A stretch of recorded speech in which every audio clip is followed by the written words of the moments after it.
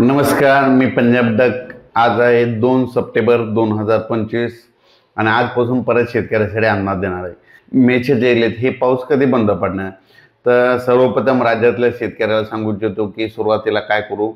विदर्भ आणि मराठवाड्यातल्या शेतकऱ्याला सांगू इच्छितो की म्हणजे आज आहे 2 सप्टेंबर 3 सप्टेंबर आणि 4 सप्टेंबर म्हणजे 2-3 पर्यंत 2 आणि 3 म्हणजे उद्याच्या दिवस विदर्भात 6 5 11 जिल्हे आणि मराठवाड्यात पाऊस राहणार आहे. म्हणून विदर्भ आणि मराठवाड्यातल्या शेतकऱ्यांनी खास करून हे अंदाज लक्षात द्यायचा. म्हणजे सांगायचं झालं तर आणखीन आज 2 सप्टेंबर आणि 3 पर्यंत. त्याच्यानंतर काय होणार आहे, 4 तारखेला पाऊस उत्तर महाराष्ट्राकडे जाणार. म्हणजे 4 तारखेला जळगाव जिल्हा, धुळे जिल्हा, नंदुरबार जिल्हा, नाशिक जिल्हा, अहिल्यानगर ह्या भागाकडे काय होणार आहे, 4 5 6च्या दरम्यान पाऊस जाणार आहे. म्हणून 4 5 6ला तिकडल्या भागात पाऊस पडणार आहे. म्हणून हा अंदाज लक्षात द्यायचा. म्हणजे सांगायचं झालं तर फक्त पूर्व विदर्भ 6 जिल्ह्यात आता सविस्तर सांगतो. वर्धा, नागपूर, भंडारा, गोंदिया, चंद्रपूर, यवतमाळ, त्याच्यानंतर हिंगोली, नांदेड, परभणी, जालना, लातूर, बीड, धाराशिव, सोलापूर, त्याच्यानंतर बुलढाणा, अकोला, अमरावती, वर्धा, नागपूर ह्या पट्ट्यामध्ये म्हणजे ह्या इतक्या जिल्ह्यामध्ये 2 सप्टेंबर आणि 3 सप्टेंबर म्हणजे आणखीन 2 दिवस पावसाचं वातावरण राहणार आहे. आज रात्रीच्याला देखील चांगला पाऊस पडणार आहे, भाग बदलत पडणार आहे. म्हणून हा अंदाज लक्षात घ्यायचा. त्याच्यानंतर मग आता हे 2 आणि 3 विदर्भात पाऊस पडणार आहे. तर मग त्याच्यानंतर मग इकडे कशी पाऊस कधी उघडणार आहे, तर शेतकऱ्याला सांगू इच्छितो की 4 तारखेला विदर्भ मराठवाड्यातला पावसाचा जोर कमी होणार आहे. मग ठिकठिकाणी सूर्यदर्शन होणार आहे. म्हणून हा अंदाज लक्षात येतात. पण कसं असतं, सूर्यदर्शन झाल्याच्या नंतर देखील ना स्थानिक वातावरण तयार होऊन काय होतो, पाऊस पडतो. म्हणून हा अंदाज सर्व शेतकऱ्यांनी लक्षात घ्यायचा. 4 तारखेपासून तुम्ही काय करता, मग मराठवाडा आणि विदर्भातल्या शेतकऱ्यांनी 4 तारखेपासून ते 10 तारखेपर्यंत 11 तारखेपर्यंत तुम्ही शेतीचे कामे करून घ्या, फवारण्या करून घ्या. मुग काढायचे तर मुग काढून घ्या, उडीद काढायला तर उडीद करून घ्या, ऊसाला खत टाकायचे टाकून घ्या. कारण की त्याच्यानंतर काय होणार आहे, परत राज्यात 11 तारखेच्या नंतर परत पावसाला सुरुवात होणार ती त्याच्यानंतर देऊ. पण त्या अगोदर आता ह्या 2 आणि 3 सप्टेंबर मध्ये पश्चिम महाराष्ट्रातली काय परिस्थिती राहील. पश्चिम महाराष्ट्रातल्या शेतकऱ्याला सांगू इच्छितो की आज मध्ये 2 आणि 3 आज तुमच्या भागामध्ये पश्चिम महाराष्ट्रामध्ये सांगायचं झालं तर की आज आणि उद्या दिवस तुमच्या इकडे सरी येतील. म्हणून हा अंदाज लक्षात द्यायचा. तुमच्या इकडे मात्र 4 तारखेपासून चांगलं सूर्यदर्शन होणार आहे. 4 तारखेपासून तर 12 तारखेपर्यंत तुम्हाला हवामान कोरडं राहणार आहे. म्हणून पश्चिम महाराष्ट्र, सातारा, सांगली, सोलापूर, कोल्हापूर, पुणे, अहिल्यानगर या जिल्ह्यातल्या शेतकऱ्यांनी हा अंदाज लक्षात घ्यायचा. त्याच्यानंतर आता आपण उत्तर महाराष्ट्राकडे वळू. आज आहे 2 सप्टेंबर 2025. उत्तर महाराष्ट्रामध्ये जळगाव जिल्हा झालं, नंदुरबार जिल्हा झालं, धुळे जिल्हा झालं, नाशिक जिल्हा झालं, अहिल्यानगर आणि इगतपुरी ह्या पट्ट्यामध्ये तुम्हाला शेतकऱ्याला सांगू इच्छितो आज तुमच्याकडे 2 सप्टेंबर आज तुमच्याकडे कडक ऊन पडणार आहे. पण तुम्हाला एक सांगू इच्छितो की तुमच्या इकडं 4 तारीख 5 आणि 6च्या दरम्यान उत्तर महाराष्ट्राकडे जोरदार पाऊस पडणार आहे. म्हणून हा अंदाज लक्षात घ्यायचा. नाशिक, धुळे, नंदुरबार, जळगाव, त्याच्यानंतर इकडे कोपरगाव त्या पट्ट्यामध्ये काय झालं, पाऊस कमी पडलेला होता. पण हे 4 5 6चा पाऊस कोपरगाव त्या भागात, शिर्डी भागात राहता त्या भागात चांगला पडणार आहे. म्हणून हा अंदाज लक्षात घ्यायचा. म्हणजे सांगायचं झालं तर अद्यापही आतापर्यंत ज्या उत्तर महाराष्ट्रामध्ये ज्या भागात पाऊस पडलेलाच नाही तर त्या भागात देखील ह्या पावसात पाऊस पडणार आहे. आणि ओढे नाले वाहतील आणि तुमच्या धरणात देखील पाणी येणार आहे, तळ्याला देखील येणार आहे. म्हणून हा अंदाज लक्षात घ्यायचा. तर हा झाला उत्तर महाराष्ट्राचा. मुंबईकडे देखील एवढं काही मुंबईला जास्त पाऊस पडणार नाही. पालघर पासून म्हणजे इकडं गुजरातकडं म्हणजे सुरतकडं तिकडेच जास्त पाऊस पडणार आहे. मुंबईला जास्त काही पाऊस येणार नाही, फक्त सरी येते.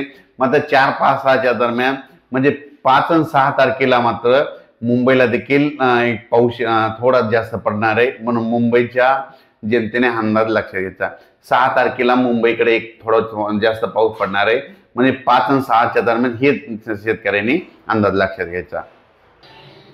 तसेच उत्तर महाराष्ट्रातल्या शेतकऱ्याला सांगू इच्छितो की तुमच्या भागामध्ये धुळे झालं, नंदुरबार जिल्हा झालं, जळगाव जिल्हा झालं, नाशिक जिल्हा झालं, येवला झालं, कोपरगाव झालं, म्हणजे या शिर्डीच्या परिसरामध्ये काय झालं, बरेच शेतकऱ्याचे मला फोन आले, मी आल्याच्या नंतर त्यांचं म्हणणं की काही भागामध्ये म्हणजे 10-20 गावं सुटलेले, तर त्यांना एक सांगू इच्छितो की म्हणजे 5, 6, 7चा जे पाऊस पडणार आहे ते उत्तर महाराष्ट्राकडे खूप पडणार आहे. त्याच्यामुळे त्या पावसामध्ये तुमच्या इकडे जरी मुसळधार पाऊस पडणार आहे, काही काही ठिकाणी अतिमुसळधार पडणार आहे, त्याच्यामध्ये तुमच्या धरणाला पाणी येईल, तळ्यामध्ये देखील पडणार आहे, म्हणून हे अंदाज लक्षात. आणि मुंबईच्या जनतेला एक सांगू इच्छितो की की 5 आणि 6च्या दरम्यान मुंबईला देखील एक जोराचा पाऊस येणार आहे, म्हणून हे 5-6 तारखेचा हे देखील मुंबईच्या जनतेनं अंदाज लक्षात घ्यायचा.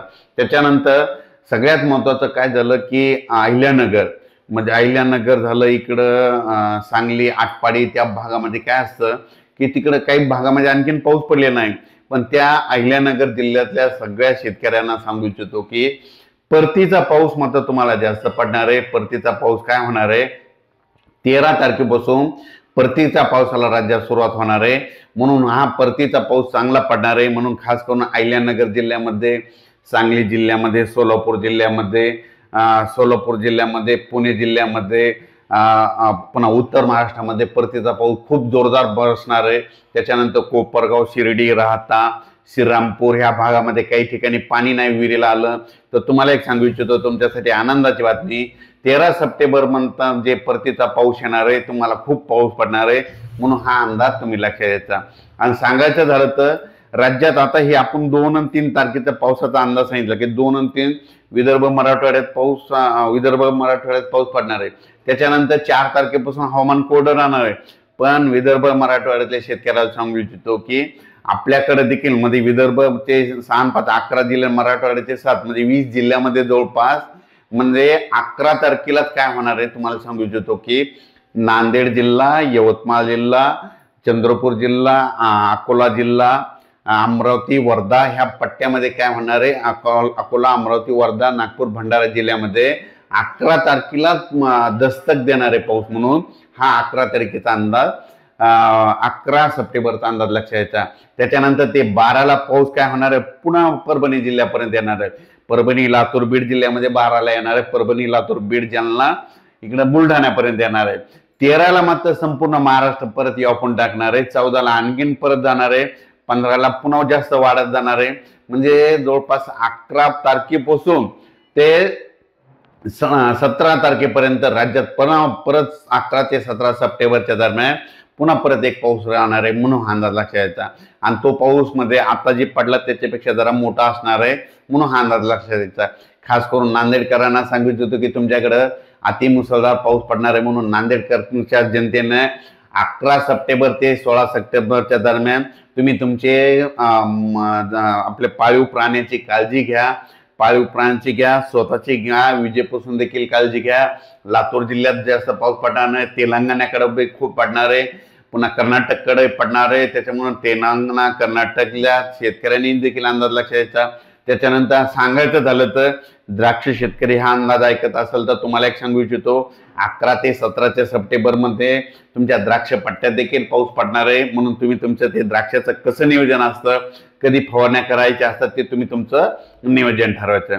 पण त्याच्यानंतर सप्टेंबरमध्ये 2 पाऊस चांगले होणार आहेत. म्हणजे हे तुम्हाला एक सांगू इच्छितो की हे अंदाज व्यक्त करत असताना मी काय करत असतो, 1 जानेवारीला स्वतःहून काय करत असतो, संपूर्ण अंदाज लिहून ठेवतो. तर तुम्हाला एक माहीत असं म्हणून दाखवतो की हे पाहू शकता.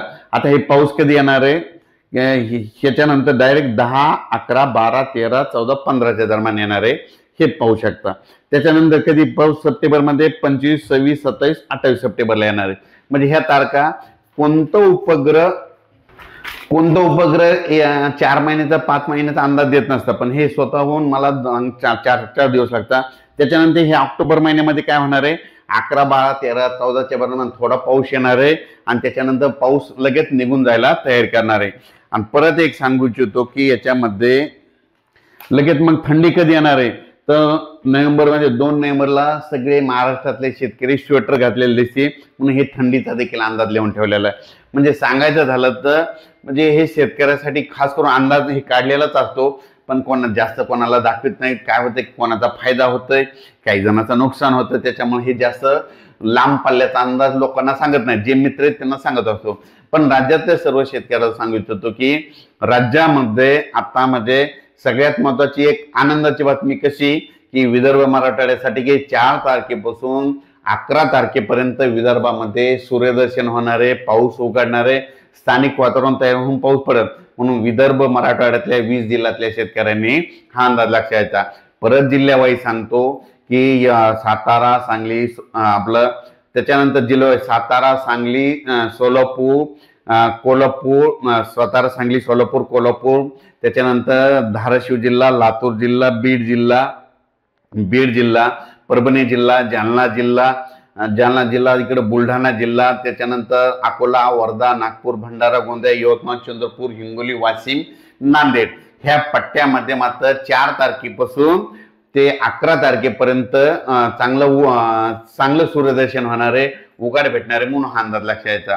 पण हे 11 तारखेपर्यंत 4 तारखेपासून जरी इकडे उघाड जर भेटली, पण 4, 5, 6च्या दरम्यान उत्तर महाराष्ट्राकडे जोरदार पाऊस राहणार आहे. म्हणून उत्तर महाराष्ट्रातल्या शेतकऱ्यांनी हा अंदाज लक्षात द्यायचा.